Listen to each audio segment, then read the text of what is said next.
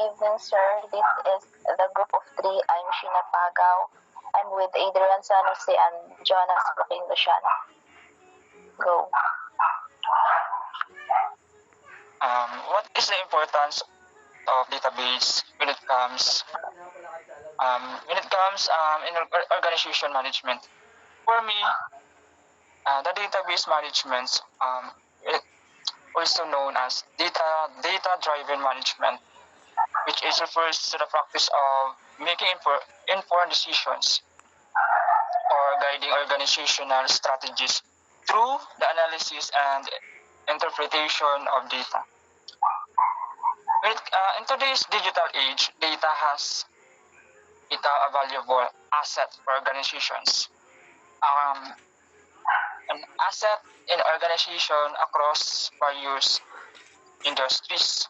So, the importance of database management is an organization can be understood through several key points. We have some key points that importance of management when it comes to organization. First are informed decision making. When it comes to informed decision making, database management provides organizations with accurate and up-to-date information and allowing decision making to base their choices on real world evidence rather than gut feelings or assumptions. This informed decision making and this leads to more informed, rational, and effective decision making processes. And the second one, performance evaluation, which is management enable organizations to track and assess their performance metrics objectively. This allows them to identify areas of improvement, measure progress towards goals, and make necessary adjustments to enhance overall performance. That's all. Sheena? So, ako naman. In my own insights, database management is the process of organizing and storing data in a way that it make it easy to find, use, and analyze.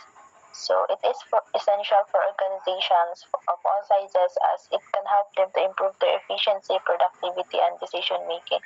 So in short, this database management is more reliable than file system. Next.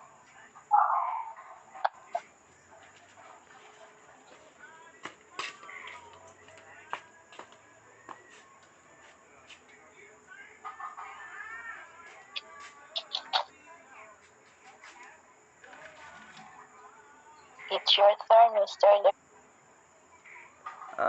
Para sa akin ang kahalagahan ng database management is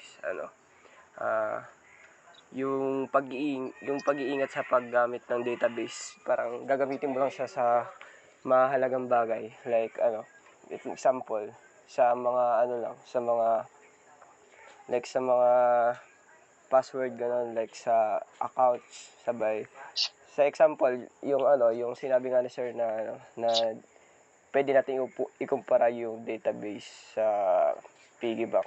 Like, pag tayo, parang pag kailangan natin ng pera, pwede tayong kumuha doon.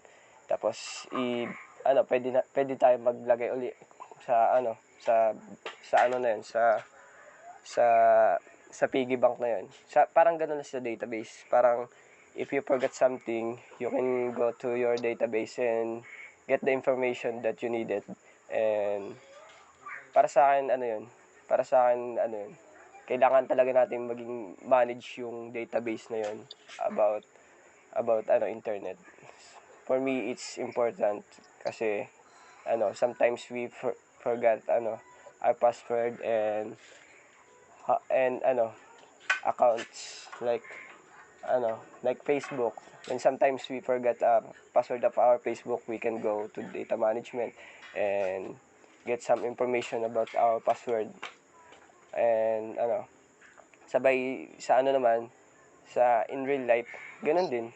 Pwede natin ibase ang database sa sa pag-iipon nga, ganun. Yun lang. Magandang gabi.